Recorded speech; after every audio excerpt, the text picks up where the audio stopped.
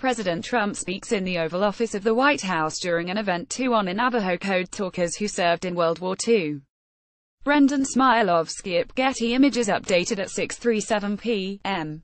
ET. President Trump decided to bring up one of his favorite nicknames during an event honoring Navajo code talkers, but it's one that is widely seen as a slur offensive to Native Americans. "You were here long before any of us were here," Trump told the men who were being honored for their service during World War II, which helped transmit critical secret messages that helped the U.S. Allied powers win the war. But then Trump continued with a reference to Sen. Elizabeth Warren, D.Mass. "Although we have a representative in Congress who they say was here a long time ago. They call her Pocahontas. The name is one Trump has used to demean Warren. She had claimed Native American heritage in a law school directory, and it later became an issue during her 2012 Senate campaign. Then Gop Sen. Scott Brown, who is now Trump's ambassador to New Zealand, accused her of using that as an advantage to get ahead in her academic career."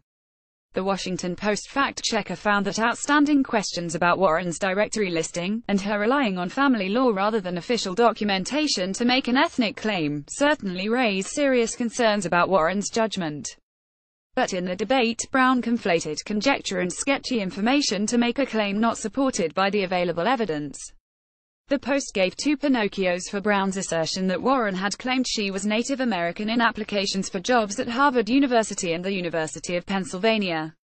Trump has called Warren Pocahontas 12 times on Twitter, in either his own tweets or retweets.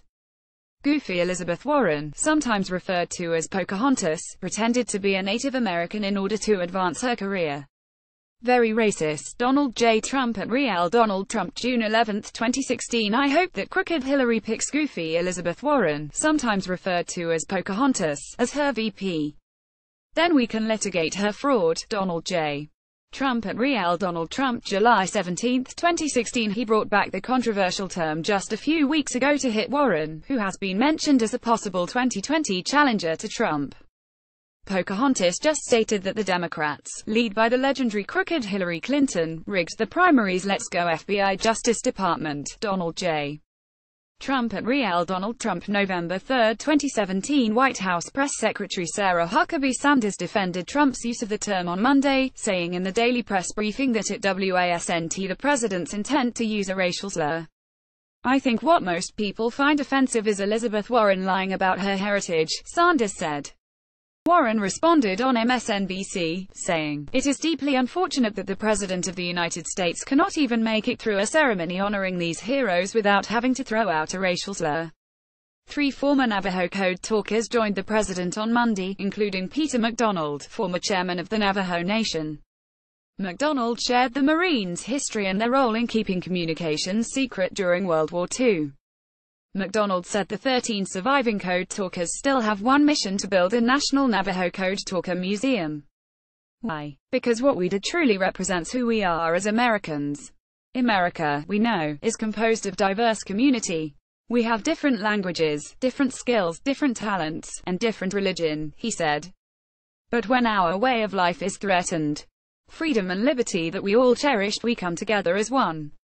And when we come together as one, we are invincible. We cannot be defeated. Trump declined to give his full prepared remarks after MacDonald, saying the retired Marine said it better.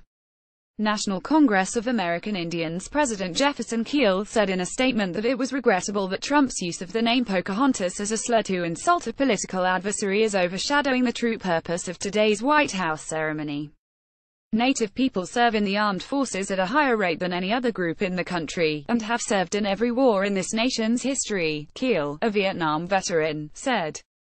And we honor the contributions of Pocahontas, a hero to her people, the Pamunkey Indian tribe in Virginia, who reached across uncertain boundaries and brought people together.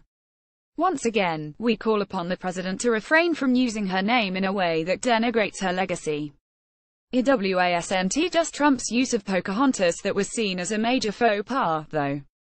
The Oval Office event also took place in front of a portrait of former President Andrew Jackson, who ordered the forced removal of thousands of Native Americans from the southeast to the west, known as the Trail of Tears.